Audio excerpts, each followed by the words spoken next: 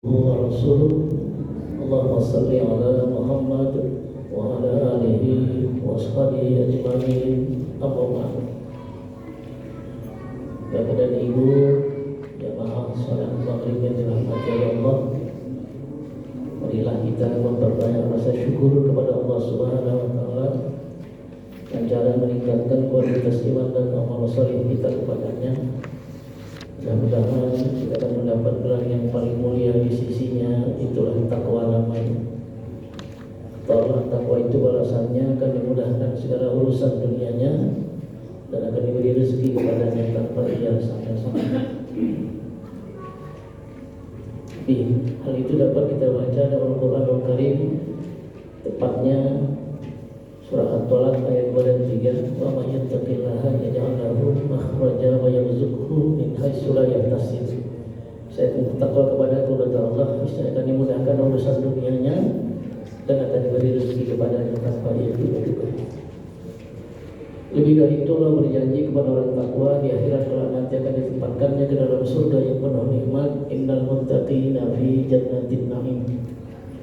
Sungguhnya bertakwa itu di akhirat kelak akan ditempatkan ke dalam surga Jannatul Na'im, surga yang penuh nikmat. Mudah-mudahan kita semua yang hadir serta keluarga besar kita akan dapat menikmati janji Allah ini. Amin ya rabbal alamin. Selanjutnya salawat dan salam tersampaikan pula kepada junjungan kita baginda Rasulullah sallallahu alaihi wasallam. Allahumma shalli wa sallim wa barik alaihi. Semoga di akhir kelak nanti kita akan dapat bertemu dengan beliau, saling bertegur sapa, bersebar salam, bahkan yang paling penting masuk ke dalam surga bersamanya. Amin ya rabbal alamin. Bapak dan Ibu, ayah bunda kami yang dirahmati oleh Allah, pada kesempatan yang mulia ini di rumah yang mulia pula, kita kembali bertemu untuk bertaklim, berdiskusi tentang masalah cara sholat Rasulullah berdasarkan hadis sahih. Judul ini diinspirasi oleh ketika kami menyampaikan taklim di Bali, Bajak Lima maksudnya, Bali Bajak Lima di Palembang. Waktu itu kita menyampaikan sebuah hadis, man ahya sunnati faqad ahabbani wa man ahabbani kana ma'i fil jannah. Siapa yang menghidupkan sunnahku, kata Rasulullah, itulah orang yang sungguh-sungguh cinta kepadaku, dan siapa yang cinta kepadaku akan masuk surga bersama. Rasul sudah kasihkan kunci sama kita. Sekarang tinggal kita bagaimana memberdayakan kunci itu supaya kita bisa masuk surga bersama Rasul. Rasul sudah kasih gambaran tadi. Jadi banyak sunnah-sunnah Rasul itu yang peluangnya sangat besar sekali bisa kita kerjakan. Apalagi dalam sholat, banyak kali peluangnya. Di dalam sholat itu banyak peluangnya, di luar itu juga banyak. Baik masalah ekonomi, masalah sosial, budaya, segala macam, banyak sekali. Jadi kalau kita mau kepingin masuk surga sama Rasul, alasannya sudah jelas tadi kan, ikuti sunnah.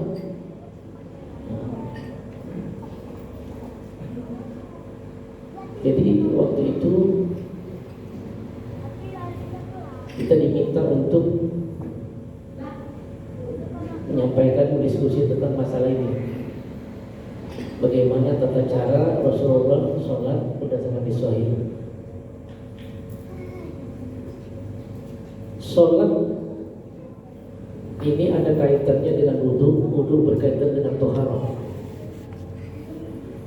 Jadi sempurnanya sholat terletak pada sempurnanya wudu, sempurnanya wudu terletak pada sempurnanya toharah. Ada rentetannya. Makanya tak bisa main-main kita toharah bersuci, berwudu tak bisa main-main. Betul-betul bersahaja gitu. Rasul itu sunnahnya jongkok, kita sering berdiri kan gitu.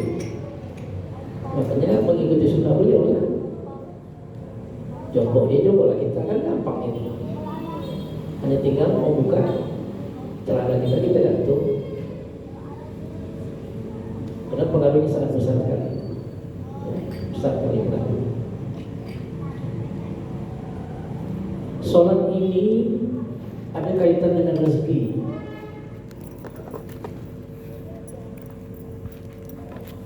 Wa'mur ahlaka bis-shalah wastabir 'alaiha. La nas'aluka rizqan nahnu narzuquka wal 'aqibatu lit-taqwa. Allah ini mengingatkan sama kita. Suruh keluargamu mendirikan sholat. Wastabir 'alaiha, bersabar dalam mengerjakannya. La nas'aluka rizqan, kami tidak minta rezeki kepadamu. Nahnu narzuquka, kami yang kasih, kata Allah. Wal 'aqibatu lit-taqwa, itulah balasan bagi orang yang mulia, orang yang takwa. Di salah satu masjid di Medan ini, di pintu apa itu di gangkurannya tertulis besar-besar. Saya ke situ, saya lihat itu. Pelihara sholatmu, Allah akan pelihara hidupmu. Jaga sholatmu, Allah akan jaga hidupmu. Itu besar-besar ditulis. Kenapa? Ada kaitan dengan rezeki. Tidak ada ibadah lain yang berkaitan dengan sholat. Di samping itu, sholat ini sangat menentukan karakter kepribadian manusia, menentukan sekali. Seolah-olah bisa dipastikan, kata Allah, kalau sholatmu baik pasti kamu baik. Nah, itu dia. Tapi kalau sholatmu jelek, pasti kamu jelek. Inna sholata tanha 'anil fahsya'i wal munkar. Itu Allah yang bilang. Sesungguhnya sholat yang dikerjakan dengan baik dan benar, kan, dapat mampu mencegah, benteng, menghindarkan kita dari perbuatan keji dan munkar. Itu luar biasa itu. Jadi sangat besar pengaruhnya. Kemudian sholat itu juga adalah penentu terhadap hamba Allah ketika di akhirat, apakah dia bisa masuk surga atau tidak. Penentunya.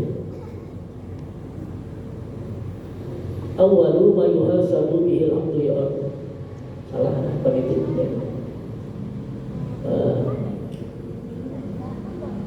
Yang pertama, ya awwalu yusbi'atu yawmal qiyamah as-shalah, fa in suluhat sulaha sayyidul amali wa in fasadat pada sayyidul amali. Yang pertama nanti dikira, ditimbang, dihisab semua amal ibadah manusia selama hidup di dunia ketika di akhirat adalah sholatnya. Apabila baik sholatnya, maka baiklah amal yang lain. Berarti kategorinya ini orang baik, peluang masuk surga sangat besar. Kalau jelek sholatnya, kata Rasulullah, maka jelek, berdampak jelek terhadap amal ibadah yang lain. Maka peluangnya sangat kecil untuk masuk surga. Jadi ibadah penentu. Oleh karena itulah, karena ada keinginan dari beberapa orang, kita sampaikan ini. Karena harapannya kalau kita yang sudah tua-tua ini beribadah kepada Allah tidak mengharapkan pahala lagi. Kita hanya meraih cintanya Allah, meraih rahmatnya. Kenapa begitu? Suatu hari baginda Rasul pernah bercerita kepada sahabat, tahu kalian ada apa ya Rasul? Yang membuat kalian masuk surga itu bukan ibadah kalian, bukan sholat kalian, bukan puasa kalian, bukan zakat kalian, bukan haji, dan bukan ibadah lainnya. Apa ya Rasul? Rahmat Allah, cintanya Allah. Itu yang membuat kita masuk surga. Kalau Allah sudah cinta kepada hambanya, maka dia akan menggulirkan ridhonya. Kalau sudah dia ridho, maka pintu surga terbuka untuk kita. Itulah dijelaskan di Quran surah Al-Fajr ayat 38. Ya ayyatuhan nafsul mutmainnah irji'i ila rabbiki radiyatan mardiyah fadkhuli fi ibadi wa dkhuli jannati. Hai jiwa yang mulia, nafsu yang mulia, jiwa yang tenang, jiwa yang agung, jiwa penuh rahmat, jiwa yang mulia Muhammad, irji ila rabbik, kembali kamu kepada radiyatan mardiyah, dengan ridho lagi kemudian. Fadkhuli fi ibadi, masuklah bersama hamba-hambaku yang rajin dan taat beribadah kepada. wadkhuli jannati, dan masuklah kamu ke dalam surga. Jadi kita disuruh bebas masuk. Itu surga dan lapang. Kan kita masuk ke New Marriott, kalau kita pengen lantai 12 dulu tengok, ya kan? Naik lagi lah, ke 27 macam mana, naik lagi. Tapi karena kata ahli tafsir, kalau sudah kita masuk ke satu surga itu, peluang untuk keluar kecil. Kenapa? Nikmat kali katanya. Awak tak pernah merasakannya, ya kan? Begitu kata ahli tafsir. Udah masuk, nikmat luar biasa. Nah, yang pun surga yang paling tinggi itu surga Firdaus, sampai 100 tingkat, luar biasa. Jadi mana tahu nanti peluang masuk surga kita besar, cari Firdaus duluan, ya kan? Istimewa itu, yang paling mewah, ya, luar biasa lengkap. Itu harapan kita. Jadi kita kembali kepada ini, ya, kita untuk mendapat meraih cintanya, rahmatnya, ya. Itulah niat kita beribadah kepada Allah. Jadi yang paling banyak aktivitas kita beribadah itu adalah sholat. Kalau puasa sebulan setahun, zakat sekali setahun, haji sekali seumur hidup. Tapi sholat 5 kali saya semalam.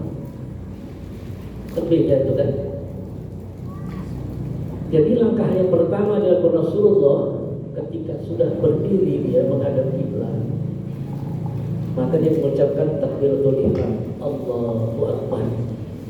Timbul pertanyaan, di mana posisi tangan? Nah, ini dia, ya. Dalam hadis sahih dijelaskan ada 2 itu. Posisi tangan ini sejajar dengan telinga, satu. Rasanya kalau kita begini kali, terganggu kawan sebelah, ya kan? Yang satu lagi sejajar dengan bahu. Nah, jadi kalau imam begini dia, berarti dia sudah pernah membaca hadis itu, sejajar dengan bahu, Allahu Akbar. Kan tidak ganggu orang, ya kan? Kalau begini asal terganggu orang, ya kan? Agak melebar, ya kan? Timbul di hatinya, kecepatan kali sholat kawan dia, kan gitu lah. Jadi tak enak jadinya, kan? Tak enak gitu. Makanya Rasul itu menawarkan luar biasa. Disuruh kita berpikir, kira-kira mana yang terbaik, kan? Dua-dua hadis sahih. Tapi kalau begini aman, ya. Tetangga sebelah pun aman, ya kan? Allahu Akbar. Di mana diletakkan itu? Setelah Allahu Akbar, Rasul meletakkan tangan kanan di atas tangan kiri di dada. Nah, itu dia hadisnya seperti itu. Lalu timbul pemikiran mazhab. Imam mazhab ini semua hebat. Gak ada yang hebat, gak ada yang hebat, semua hebat. Baik Maliki, dan Syafi'i, Hambali, Hanafi, semua hebat. Cuman mungkin ada yang cermat. Nah, itu aja, teliti gitu kan. Kalau kami melihat di 4 imam mazhab ini, yang paling teliti itu Syafi'i. Dia meletakkan hukum hati-hati sekali. Dan dia ada keturunan dengan Rasulullah. Kalau kita bermazhab Syafi'i bilang di bawah dada, di atas pusat. Orang menyebutnya perut. Tapi logikanya kan di bawah dada. Di bawah dada.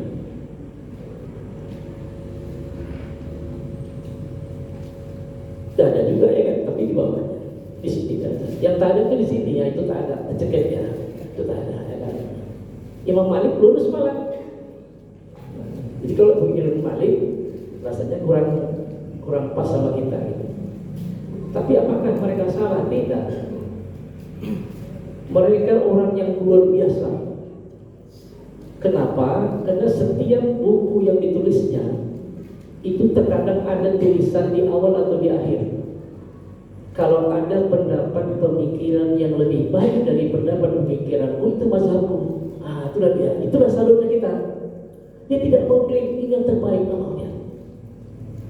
Makanya kalau kita ke Mekah, dia bilang pindah mazhab, tak perlu pindah mazhab. Pokoknya ikuti aja, itu aja. Ikuti saja cemarannya. Masa pula pindah-pindah kan? Kan udah dibilangnya kalau ada pemikiran atau pendapat yang lebih baik dari pemikiran pendapatku itu mazhab. Jadi kan yang ribut. Imam Malik bertemu dengan Imam Syafi'i jalan ke rumahnya. Imam Syafi'i pakai kunut, ikutnya. Suatu hari saya di Jakarta ada seminggu di Komplek Diskum Angkatan Darat. Saya sholat di masjid di komplek itu. Imam subuhnya habis Quran, bagus ya, bacanya cantik. Lalu dia berkunut. Saat dia membaca doa kunut, dimulai dari Allahumma hadina biman hadait, karena dia berjamaah kan. Wa afina biman afait, wa tawallana biman tawallait, wa barik lana bima atait, wa qina bi rahmatika syarra ma qadait. Itu bacaan yang terakhir. Kemudian setelah selesai sholat, saya berbisik dengan beliau, Ustaz, kita sharing boleh? Boleh. Saya bagus kok, santun saya. Kena orang baru kan. Ada apa Pak Ustaz? Ada apa Pak? Gitu. Saya haru dengan bacaan Bapak menjadi imam, cantik sekali. Dua kunutnya luar biasa panjangnya, payah cari di Medan. Indah sekali, luar biasa. Tapi ada satu ingin saya tanyakan, di sharing di tas ini. Ustaz, dari mana tahunya membaca dua kunut itu? Waqina bi rahmatika syarra ma qadait. Kenapa rupanya? Saya sudah buka beberapa hadis, tidak saya temukan di rahmatikanya. Yang ada waqina syarra ma qadait. Kita kan mau menjalankan sunnahnya Rasul, ya kan? Saya tidak temukan saja. Akhirnya panjang perdebatan sampai berdebat di WA.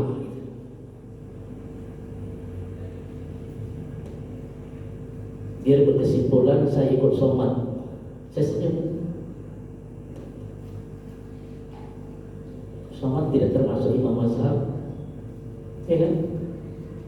Adi Hidayat tidak termasuk imam mazhab. Gak apa-apanya dibandingkan imam mazhab. Saya bilang kita mengkoreksi ini berdasarkan ilmu. Tengok hadisnya kan gitu jelas.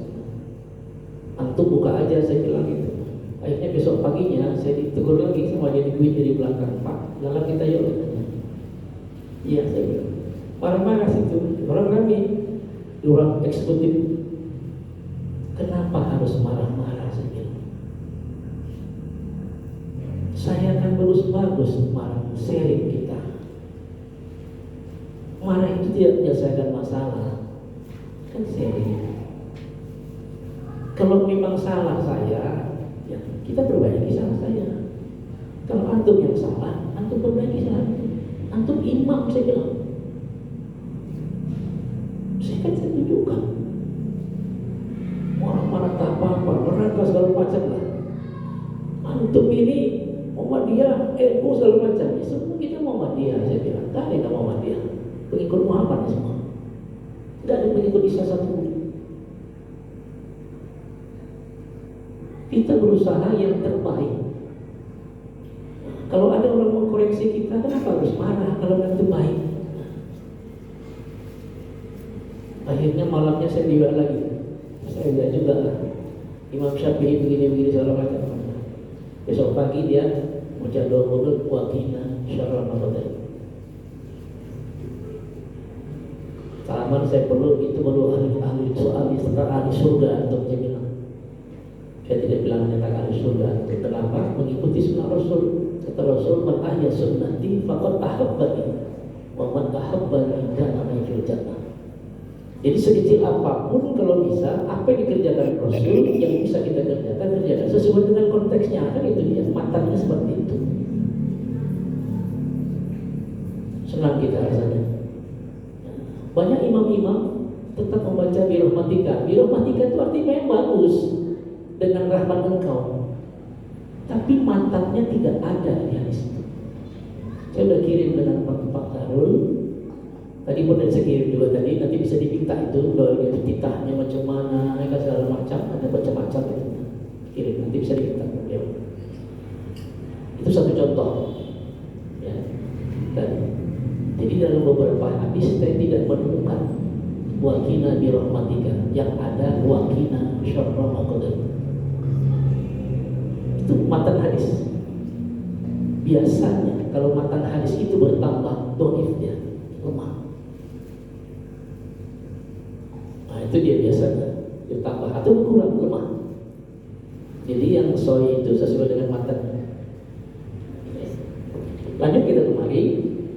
Jadi setelah tadi Allahu Akbar, dia meletakkan tangan kanan dan tangan kiri di dada. Lalu timbul pemikiran, bolehkah Imam Mazhab berpikir? Boleh, memang layak mereka, ya. Mereka sangat layak. Imam Syafi'i tadi meletakkan di bawah ini. Dada juga namanya bagian bawah, ya kan? Kan dada juga bagian bawah. Nanti kita lihat apa alasan Imam Syafi'i, kan gitu kan? Meletakkan tangan kanan di atas tangan kiri dan dada terbawah. Kita bilang perut di atas pusat, tapi dada bagian bawah. Setelah itu, ya, Rasulullah itu membaca doa iftitah. Ya, doa iftitah dibaca beliau. Ya. Dalam hadis sahih saya menemukan ada 3 macam doa iftitah itu. Ya, ada 3 macam doa iftitah.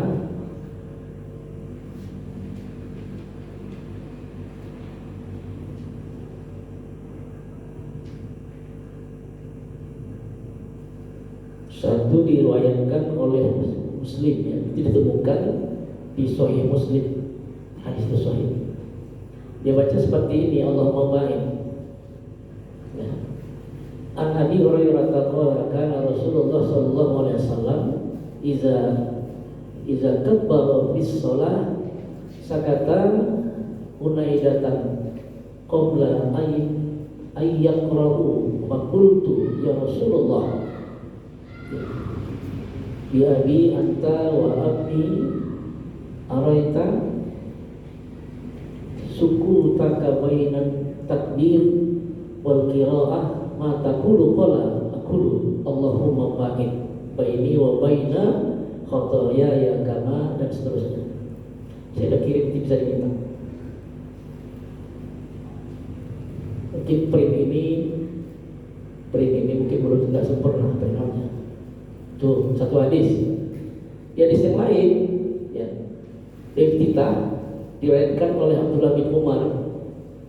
An Abdullah ibni Umar qala kana Rasulullah sallallahu alaihi wasallam izas taftaha as-shalah qala Allahu akbar kabira walhamdulillahi katsira wa subhanallah wasilah. Satu hadis. Sampai situ aja. Juga hadis ditemukan dalam Sahih Muslim. Hadis sahih. Kemudian ada 3 lagi, yang satu lagi Abu Sa'id Al-Khudri, an Abi Sa'id Al-Khudri qala kana Rasulullah sallallahu alaihi wasallam idza qama ila shalah qala wajjahtu wajhiya lillazi fatara samawati wal ard hanifan wa ma ana minal musyrikin inna sholati wa nusuki wa mahyaya wa mamati lillahi rabbil alamin la syarika lahu wa bidzalika umirtu wa ana minal muslimin. Sampai situ aja. Hadis sahih juga, ya. Ditemukan di Sahih Muslim. Nah, jadi mungkin di print out-nya mungkin kurang jelas itu, ya. Mungkin ada potong-potong. Saya ingatkan sama Pak Sarul, ya. Saya kirim tadi. Waktu sebelum maghrib saya kirim itu. Nah, itu yang dibaca, ya, yang sahih, ya kan? Nah, setelah itu Rasul membaca surat, ya kan? Membaca surat setelah Fatihah. Nah, setelah dari itu baca Fatihah, timbul pertanyaan, apakah Rasul itu pakai basmalah? Pakai, jelas pakai. Apakah izar atau sir? Bisa dua-dua. Bisa di satu tempat dia sir, di tempat yang lain biasa. Dua-dua hadisnya sahih. Cuma kalau kita yang punya pemikiran yang mengklaim bahwa kita sir, jangan jadi imam di tempat yang mengamalkan izhar sir. Nah, nggak pas dia, ya kan? Imam Malik itu menghargai muridnya Imam Syafi'i. Itu hebatnya dia. Walaupun dia tak pakai kunut, tapi dia menghargai pakai kunut. Kalau subuh gitu. Jangan kita, oh ini dua-dua sahih hadisnya.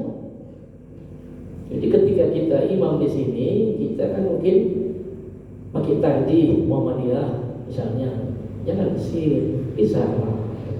Begitu juga kita mungkin jadi imam di masjid yang pakai takjil Muhammadiyah, sir, kan cantik dia kan.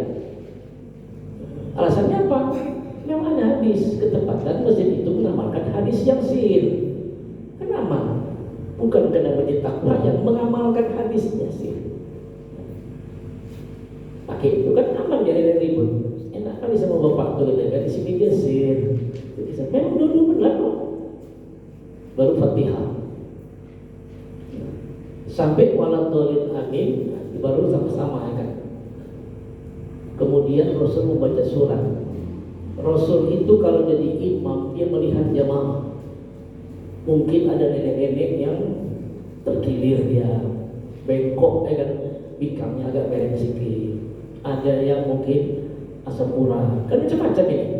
Makanya Rasul itu membaca surat kebanyakan yang pendek.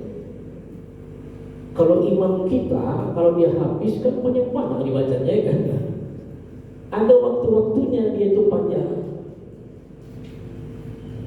Jadi kalau dilihat situasi, kan bijak dia namanya kan, bil hikmah, bijak sekali Rasul itu. Tapi mungkin dengan sahabat tertentu tak banyak orangnya, wah dia luar biasa bisa satu juz. Nah, itulah dia. Jangan pula imam kita mungkin habis, rasanya kalau tidak dibaca di panjang, jamaah tak puas, jangan ya kan. Justru mungkin pendek yang dibacanya, jamaah senang. Karena kondisi kesehatannya tidak seperti kita yang sehat. Itu perlu ya. Nah setelah itu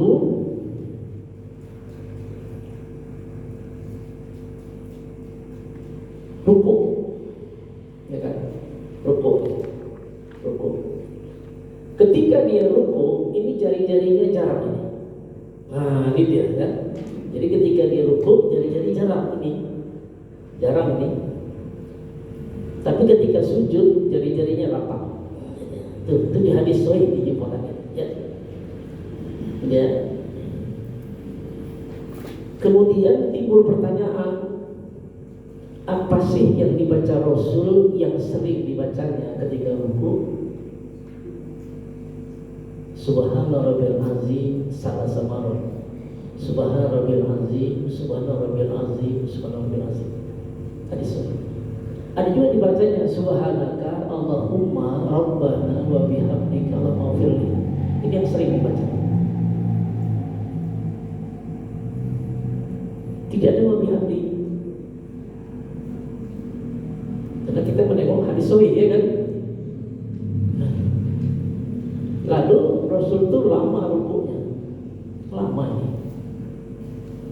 Kenapa dia lama saat itu rukuk? Udah memuji Allah ini, Subhanallah azim, Subhanallah azim, Subhanallah azim. Lama ini. Allah perintahkan Jibril, Jibril bisikan ke telinga kekasihku, pujiannya sudah ku dengar. Bahasa Arabnya Sami Allahu liman hamidah. Itu terdapat di tafsir Ibnu Katsir juz 2 halamannya saya lupa. Itulah sebabnya di antara bacaan-bacaan gerakan itu cuman Sami Allah liman hamidah yang beda. Itu Allah Akbar semua. Alasannya itu tadi Rasul bingung juga gitu kan, karena perdana lah kan. Apalah yang dibacanya kan gitu. Cepat kali Allah bertindak ya kan. Hebatnya. Jibril bisikan ke kuping sahabatku kekasihku, pujiannya sudah ku dengar. Bahasa Arabnya Sami Allah liman hamidah. Jawabannya terus Rabbana walakal hamd. Sesingkat-singkatnya.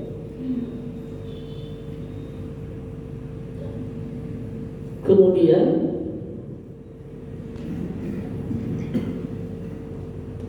sujud, ya. Setelah i'tidal, Rasul itu melakukan sujud dengan meletakkan kedua tangan di atas tanah atau di lantai, ini maksudnya, ya, atau di kanapet sebelum kedua lututnya. Bagi tangan dulu. Dan ya, nanti kita cari hadisnya. Apakah lutut duluan hadisnya sahih? Ya kan? Ini kita cari. Tapi di hadis ini tangan duluan buat lutut. Mungkin kita berpikir alasannya ada. Tangan ini kan mungkin penyangga, ya kan. Sama dengan kenapa masuk kamar mandi Rasul suruh kaki kiri, keluar kaki kanan. Ternyata diteliti oleh orang Eropa. Orang Eropa ini kalau nggak diteliti lampas dia. Ada apa Rasul memberikan konten? Kok masuk kamar mandi kaki kiri duluan, kanan belakang? Diteliti sama mereka, ternyata kalau kamar mandi itu licin, hasil penelitian ini, kita masuk kaki kiri duluan, mau jatuh penyangganya kanan. Ternyata kanan lebih kuat. Awal saya bilang kau jangan kau ganggu dia, kanan dia nggak lagi kita bilang kan. Itu hasil penelitian. Kalau kaki kanan duluan, dipastikan jatuh. Itulah hebatnya kan, diteliti sama orang di Eropa. Kenapa kaki kiri? Orang itu harus dicoba sama dia. Kok nggak percaya? Itu luar biasa. Jadi Rasul juga tadi kan belum kita periksa hadisnya. Kenapa harus tangan dulu? Logika ini penyangga, wanita tangan. Ini hadis, ya kan? Hadisnya soal. Mungkin ada juga di hadis yang lain. Entah lutut duluan, saya belum temukan. Nanti kita cari nanti, ya. Jadi ketika sujud apa yang dibaca? Subhana rabbiyal a'la 3 kali. Subhana rabbiyal a'la, subhana rabbiyal a'la, subhanallah. Itu yang sering. Atau yang sering juga subhanaka Allahumma rabbana wa bihamdika Allahumma ighfirli sekali. Yang sering. Kemudian dia bangkit ke berdiri, ya. Setelah sujud kan berdiri. Tapi bangun dari sujud, ada duduk di antara dua sujud. Rasul itu membaca Allahumma ighfirli warhamni wa'afini wahdini warzuqni. Itu yang dibaca dalam hadis. Tapi misalnya kita baca Rabbighfirli warhamni wajburni warfa'ni warzuqni wahdini wa'afini wa'afani, ya itu sering baca. Apakah itu dikombin? Kita belum tahu.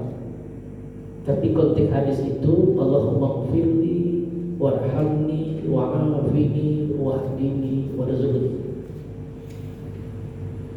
Nah, setelah itu kita lakukan, tentu ada tasyahud. Ya kan? Tasyahud. Nah, di tasyahud ini ada yang punya pemikiran sampai selawat aja kalau yang awal. Tapi dalam kitab Al-Um Imam Syafi'i tidak ada separuh sampai habis tasyahudnya. Itu dia. Jadi at-tahiyyatul mubarakatus shalawatut thayyibatu lillah assalamu alayka ayyuhan nabiyyu wa rahmatullahi wa barakatuh. Assalamu alayna wa ala ibadillahi shalihin. Asyhadu an la ilaha illallah wa asyhadu anna Muhammadar Rasulullah. Allahumma shalli ala Muhammad wa ala ali Muhammad kama shallaita ala Ibrahim wa ala ali Ibrahim innaka Hamidum Majid. Wa barik ala Muhammad wa ala ali Muhammad kama barakta ala Ibrahim wa ala ali Ibrahim fil alamin innaka Hamidum Majid. Syafi'i menghabiskannya. Itu pula kelebihannya beliau, cepat, selesai kan habis. Yang terakhir selesai juga sama. Kenapa seperti itu? Saya pernah belajar ulumul hadis waktu ngambil doktor ekonomi syariah. Saya ada kawan satu orang, kami mungkin kelompok 2 orang aja. Kawan saya itu memang berilmu lah dia. Di laptopnya itu ada kutubus sitah, ada kutubus sab'ah, ada tis'ah, ada 9 hadis perawi lengkap asal dibikin keluar semua gitu lah. Suatu hari saya bilang, Coba dibukanya dulu. Macam mana sholat yang kita baca selama ini bagus kan gitu kan? Ternyata yang selama ini kita pakai sedina banyak kan? Itu ya ada. Gitu. Kalau di luar itu terserah, di luar sholat nggak ada masalah. Ya begitu tadi yang saya baca tadi itu tadi. Terkejut saya, berarti salah. Ya, yang jelas dari inilah hadisnya kan. Jadi seperti itu hadisnya. At-tahiyatul mubarakatuh shalawatut thayyibatu illa assalamu alayka ayuhan nabiy wa rahmatullahi wa barakatuh. Assalamu alayna wa ala ibadillah sholihin ya. Asyhadu an la ilaha illallah wa asyhadu anna Muhammadan rasulullah. Allahumma shalli ala Muhammad wa ala ali Muhammad kama shallaita ala Ibrahim wa ala Ibrahim innaka Hamidum Majid. Wa barik ala Muhammad wa ala ali Muhammad kama barakta ala Ibrahim wa ala ali Ibrahim fil alamin innaka Hamidum Majid. Hadis sahih. Kalau salahnya juga sedikit. Nah, itu dia. Jadi saya rubah sejak saya tahu itu saya rubah saya bikin udah paten kali awalnya kan. Nah, ini rujukannya memang gitu pula. Ini yang betul kata dia bagaimana ya kan? Memang ini hitam hadisnya. Nah, itulah. Kita kan mau membuat yang terbaik ibadah kita ini untuk mendapat cintanya Allah. Suratnya. Kemudian setelah itu dia salam ke kanan, lalu salam ke kiri, baru makmum salam ke kanan. Kita kan kebanyakan salam ke kanan, ikut juga kita salamnya kan? Sunnahnya tidak seperti itu. Jadi Rasul salam ke kanan, ke kiri, baru makmum salam ke kanan. Timbul pertanyaan. Jadi gara-gara itu orang bertanya, kenapa kita mengucapkan salam ke kanan ke kiri? Untuk siapa? Kan gitu dia. Nah, ya. Untuk siapa gitu kan? Timbul pertanyaan. Itu juga ada saya kirim itu ya. Saya kirim mengucapkan salam ke kanan dan ke kiri setelah tasyahud akhir dalam sholat adalah sunnah yang diriwayatkan dalam beberapa hadis sahih. Ikut ada penjelasan tentang kepada siapa salam tersebut ditujukan berdasarkan hadis sahih riwayat Muslim dari Jabir bin Samurah radhiyallahu anhu. Dia berkata, aku sholat bersama Rasul SAW, maka ketika beliau salam, beliau berpaling ke kanan dan ke kiri. Nah, itu ya. Kemudian dalam hadis juga Rasulullah mengucapkan salam ke kanan dan ke kiri setelah tasyahud akhir, tapi tidak secara eksplisit, tidak khususnya disebutkan kepada siapa salam itu, jadi tidak dijelaskan. Tapi ulama, nah ini ulama, itulah pentingnya ijtima ulama ya kan. Berdasarkan penjelasan ulama, salam ke kanan dan ke kiri ini dapat diartikan sebagai bentuk penghormatan dan keselamatan. Bagi siapa? Pertama bagi malaikat penjaga, yaitu malaikat yang berada sebelah kanan dan kiri kita yang bertugas mencatat amal baik dan buruk kita. Tuh ya. Kemudian orang-orang yang berada di sekitar kita, kanan dan kiri. Cuma tak boleh dijawab assalamualaikum, waalaikumsalam, nggak ada ya kan? Nah, nggak ada itu. Meskipun tidak secara langsung ditujukan kepada orang-orang berada di sekitar, salam ini dapat diartikan sebagai bentuk penghormatan dan keselamatan bagi mereka yang berada di sekitar kita. Inilah pemikiran ulama, bukan saya ya kan? Masuk akal kan? Dan ada pertanyaan untuk siapa? Jawabnya hadis tidak ada khusus. Saya masih bilang assalamualaikum warahmatullahi wabarakatuh, barulah makmum ini. Begitu indahnya sebetulnya kan, sholat saja pun diatur sedemikian rupa, kan luar biasa itu. Jadi tugas saya sudah selesai nih, kena permintaan dari PKM ya. Coba tulis seperti yang kita kemarin di sana gitu. Jadi kita sampaikan ini, tugas saya sudah selesai. Tergantung kepada Bapak Ibu mengamalkannya. Kalau saya setelah dibacakan kawan saya hadis itu, terkejut saya. Yang awak pikir sudah paten kali awak punya ya kan? Coba tengok tahiyat tasyahud. Oh, salah rupanya saya pikir. Hadisnya seperti ini, dia bilang ini. Nah, kita bawa cepat. Udah memang jelas kan? Nah, jelas itu. Makanya saya tetap membaca at-tahiyatul mubarakatuh shalawatu salawatut thayyibatu lillah.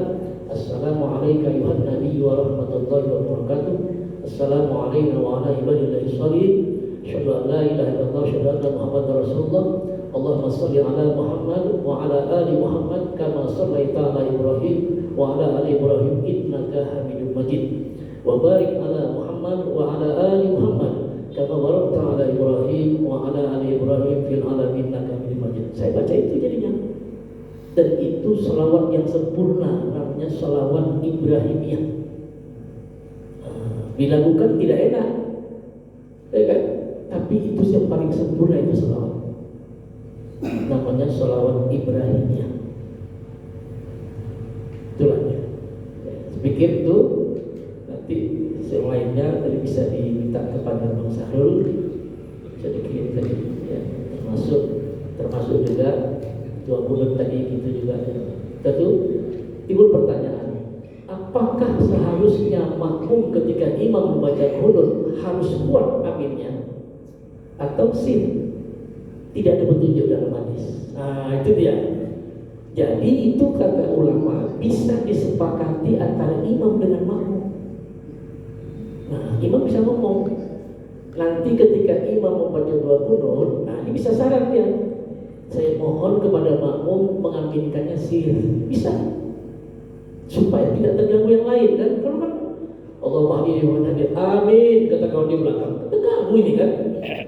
Nah, tapi tidak ada diatur, belum kita temukan hadisnya. Memang sunnahnya memang ada, cuma aminnya kuat atau pelan tidak ada dijelaskan. Jadi imam boleh mengambil kebijakan bertanya atau menjelaskan kepada jamaah supaya sholat kita ketika imam baca kunut tidak terganggu kawan-kawan yang lain, maka saya mohon mengaminkannya sir. Nah kan cantik ya kan? Jadi syahdu dia Allahumma hdina fi man hadayt. Kan udah mati aja kan? Itulah dia. Ya, saya pikir itu yang bisa saya sampaikan Bang, ya kan? Mudah-mudahan ya kalau print out ini memang saya mungkin belum mahir kali menggunakan teknologi itu. Kadang-kadang kita balik-balik. Makanya saya sudah kirim tadi beberapa hadis ke Bang Sahrul. Nanti bisa diminta titahnya hadis sahih.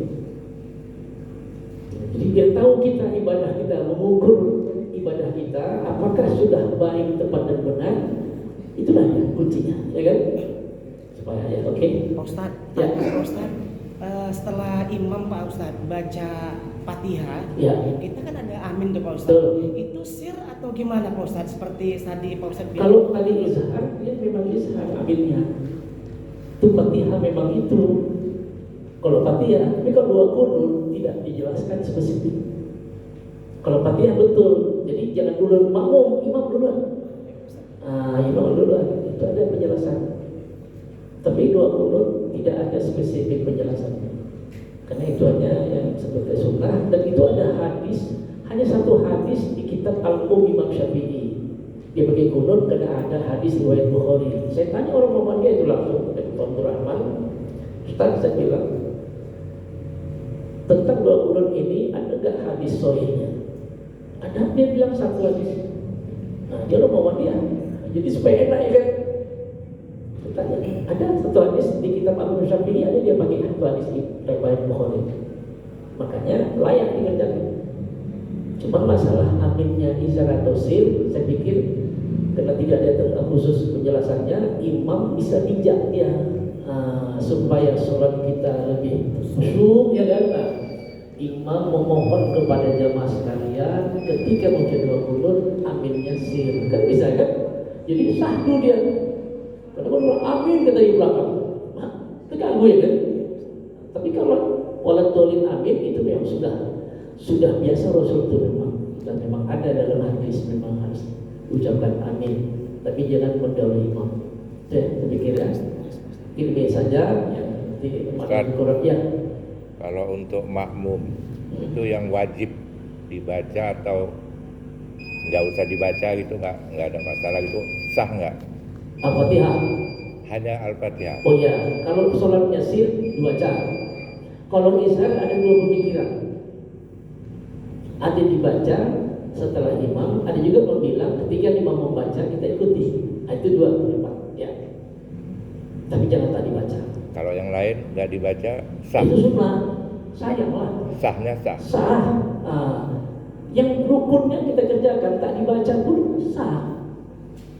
Cuman tidak mengikuti sunnah Rasul, itu dia.